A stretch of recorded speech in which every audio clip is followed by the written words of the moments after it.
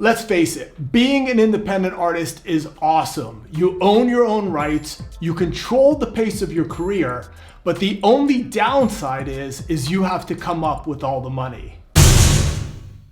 Yo, what's up everybody? My name is Bobby Borg, aka Coach, helping you turn your passion for music into a more successful business. I recently spoke with attorney Ben McLean about everything that you need to know about finding a music investor. Let's go ahead and listen in on our conversation. So obviously, you don't just walk up to an investor and say, give me money. There's got to be a business plan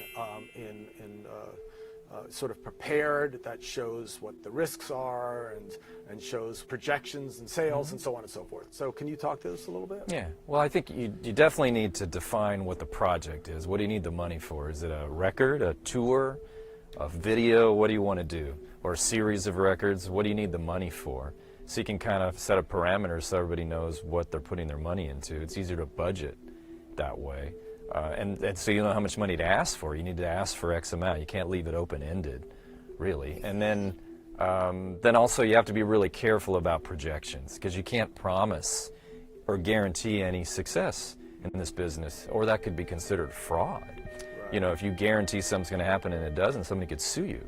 So you have to be really careful about, these are projections, estimates.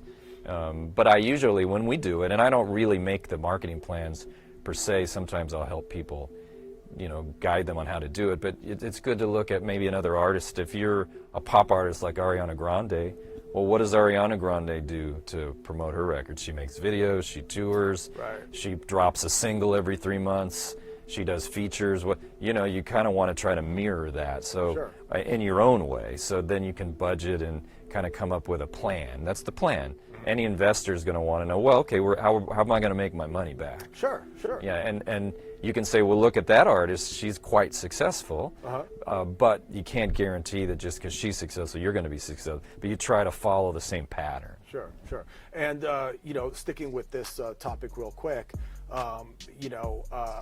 maybe people could look at shows like Shark Tank to maybe get a little bit of insight in terms of some of the things that investors might want to know. For example, is there a need in the marketplace for this? I mean, in other words, are you doing something that a lot of people are already doing, or is there some sort of unique element to it? And then maybe any sort of social proof that this thing is already succeeding, of course. All of this is important. And then, of course, hey, what do you plan on doing, and what is it going to cost, obviously, right? These are important factors. Yeah. Do you agree? Okay. Oh, yeah. And then, of course, with artists, it's hard. If you're a singer, yeah, of course you want to have a hit song and be a superstar, but you better have great material and this amazing voice, look, something. Right. And that's maybe what sets yourself apart. Right. Unless you're going to do some niche music like bluegrass or something where nobody else is doing it. I don't know. Sure. All right, let's go ahead and talk now about the final say. And what we mean here is what's important, as you explained to me prior to this recording, that a big problem often is that when somebody invests in your product, now they want to have a say in how things get done. And obviously, oftentimes, the creator or the producer of the product or service, has their own mind about how things are going to be done. So you need to spell this out as well, right? Oh, yeah. Very much so. Because I think a lot of people that give money, they're sort of control freaks sometimes. And they really want to, especially it's their money, they want to direct how it's spent, etc. So, and if you're a creative person, obviously you want to know what song you're going to put out, how you're going to pattern, the visuals that you use, the production for your stage show. You don't want some business person or maybe some outsider telling you that has no experience in the business. Right. However, if you're taking a big check from somebody, then they might want to have more control than if it's a small check, and that's a factor too. How much money's involved. Right. The more money somebody gives you, usually the more control they're going to have. Right. Okay, and then finally, let's talk about payback real quick, because any smart investor is thinking, okay, I put this much in and I'm going to get this much back, so we probably need to make sure to put that into the deal too, like specifically how they're going to get it back, when they're going to get it back, from what income streams are they going to get it back. Yeah, that's important, because if they put in, say, $10,000, they're definitely going to want to make that back, plus they're going to want to make a profit. Sure. So is the profit base, is that 5% on top of that, 10% on top of that, for 1 year, for 2 years, forever? And is it just from, say you're a recording artist, is it going to be from record sales and streaming and licensing, or is it also going to be money you make from touring, money you make from merchandising or acting or modeling?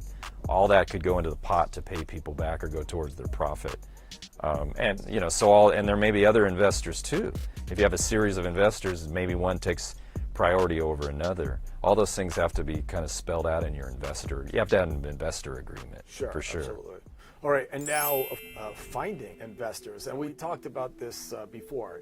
Investors don't grow on trees.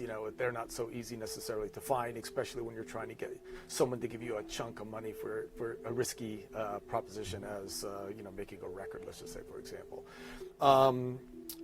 So what are your recommendations here in terms obviously these people are watching it right now going, okay, cool. So we know about the deals, but where are these people now, right? So what would your answer be?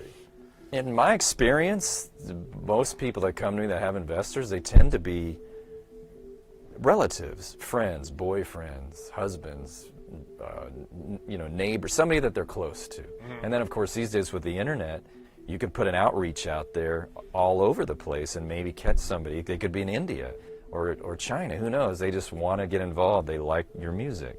They want to support you. They're a benefactor, so there's some people out there that just love promoting somebody. They might have the money and they don't really stress about it if they make it back. Right. I'm always amazed at some people come up with these investors out of nowhere, maybe through their church or whatever, but certainly I think first you need to go to the people you know and your immediate pool of contacts, and then expand from there. And of course, if you're already having success, it's easier to attract somebody maybe the thing about the venture capitalist type, like the Shark Tank type people, they want to put a lot of money into something. Right. You as an artist might just need 10, 15 grand. That's nothing to a venture capitalist. They want to put millions into something because they're going to make a bigger profit. So sometimes it's harder for a brand new artist that doesn't need much to find an investor. Yeah. It's almost sometimes easier to find somebody who wants to put something into a big tech startup or something where they need millions, because when you see what can you make back on a Google versus somebody having a hit on radio, it's a lot different. Right. One of the things I've seen in the continuing on with what you're saying, one of the things that I've seen in this wacky business of ours in Los Angeles especially is, as a side note, many people out there have to be very, very careful about people that want to get involved and throw some money their way, because maybe the agenda might not necessarily be I want to promote your career, but I want to get to know you. Well, it's true for female, that's happened with a lot of female clients, where the person has an ulterior motive a lot of times, why they're giving the money and what they expect in return. So definitely, if you're a girl, be careful of that. Yeah. That's definitely something that unfortunately they have to burden. So, but it's always clear to be very upfront and just say, we'll get a contract, because even if that's going on, if you have a contract that spells out exactly what they're giving and what they're getting back, you hope that doesn't happen behind the scenes, but at least that's not the only thing that's driving it, because you have a legal binding contract if you had to fall back on it. Excellent. Thank you very much for that. All right, so hope you guys liked that video. The truth is that we can always use a little help in our career. So why don't you click on this video and find out about how to get a major music publishing deal, and who knows, maybe even a major music publishing advance as well. All right, and while you're at it, be sure to like, subscribe. Thanks for watching, guys. Peace.